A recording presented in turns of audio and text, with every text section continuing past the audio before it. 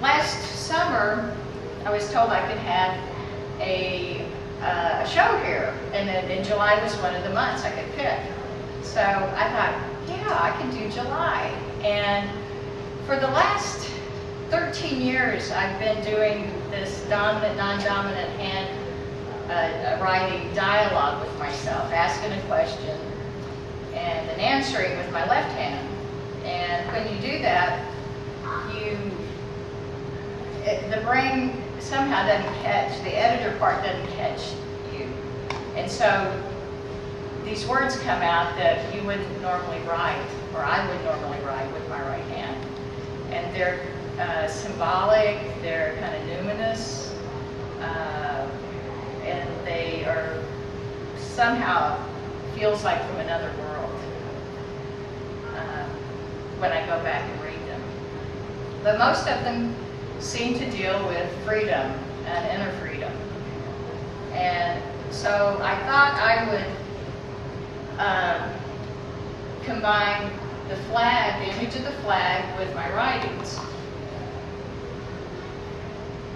And I actually did a writing because I don't usually do figurative work, something you can recognize. Most of it's just abstract, expressionistic, they're very minimalistic and meditative. And I asked myself in one of my writings why I seem to be tied to the American flag.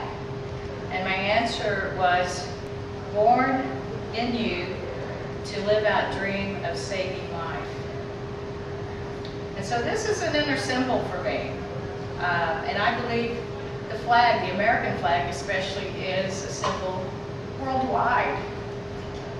It transcends our boundaries and nation. I feel like people look at it as a symbol of freedom, whatever their definition of that is. And my inspiration, in a way, also was Jasper Johns. He was an artist that, in the 50s, started painting the American flag. And one of his flags was called Moratorium, and it was used in the 1969 protest on Vietnam. And it was an orange, green, black flag. This was my first one of the series that I did. And that struck me. It just has such an emotional content for me in that time period and the whole protest. And I love the energy that that has of that era. We've seemed to have lost that.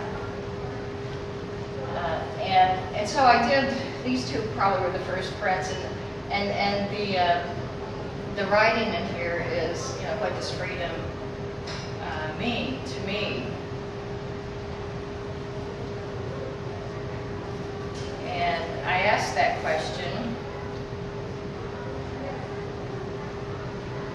And so these, I think these three, and then the first one over there has this text.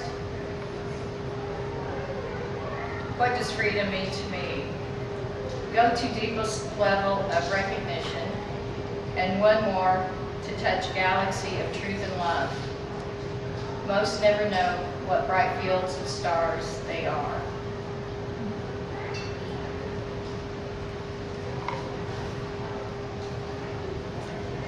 So being inspired by Jasper Johns' work is that artists have a history of, one, he took a known cultural icon and replicated it. He didn't have to design it. He, at that time, they were, he and Rauschenberg were taking Target, Jasper Johns took Target's flags and other known symbols and made art out of them. And one of the traditions of artists is to build upon what another artist has done. And so I have built on, instead of just, I've done my own interpretation and color interpretation of the flags and combined my writings with these. I had looked close up at, Jasper Johns started doing not just paintings, but they were encaustic paintings, and that was with wax, and so it built up the layers, and he also used text from magazine and newspaper articles that he combined in there. And I thought, well, how appropriate, so I'm using words too. And so I wanted to, by doing this, I want to engage the public in an aesthetic sense to question and see what freedom means to you, to me, to all of us, in a community and individually.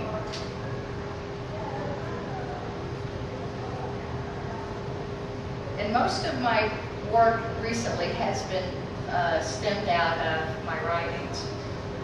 My last show here in '09 was totally, it was called Obtuse Writings, and it was done, they were taken from my dominant, non-dominant handwritings, and then I printed them backwards. Because most of the time I feel like words have an energy in themselves. Words and letters are symbols. And they'll convey a certain energy to the viewer, and also one of the main elements I deal with in my work is the tension with dualities that we have in everyday life. And so the printing them backwards is a dualistic thing to create the tension and to create the energy of the way I'm feeling when I'm doing the work, or how it's affecting me. I want the viewer to experience that. So in this series, on Wednesday I went down to the mall and looked at the museums like I usually do. And I remembered my first visit to Washington, D.C. in 1981. And I didn't really look at all the museums at that time. The main thing that stood out to me at that visit was I went to the National Archives and saw the Declaration of Independence. I stood there and I read it. And I had never had words affect me with that power and that transcendent quality that those words have. And that has always stuck with me. And I remembered that last Wednesday when I went down there. And it says, we hold these truths to be self-evident, that all are created equal, that all are endowed by their Creator with certain unalienable rights, that among these are life, liberty, and the pursuit of happiness. I remember standing there in this room and just feeling the awe of those words, of how these words are for everybody, not just people here in our country. They're for everyone. And there's an inclusiveness to them with community, and and when we take them inward, we have to go in both instances, create some sort of boundaries too. But we create boundaries for freedom. Whatever, I'm still figuring this out, and I'm still working with this. What is real freedom?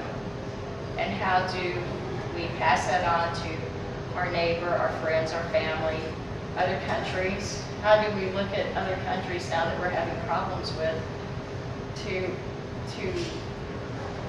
incorporate this into a new way of thinking?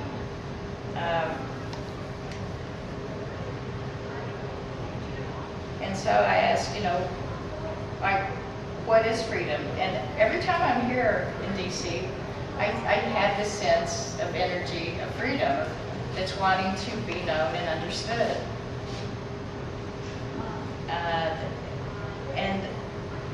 And our own personal definition really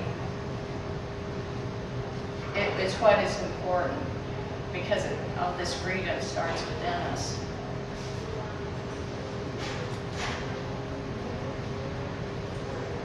Freedom comes in waves at a cost. Internal wars and secrets shed light on battle. Realize you are and do sacred work. this is most scarce and needed.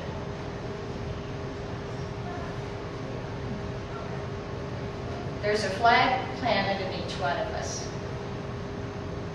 You are the sacred ground where battles are fought and freedom is won.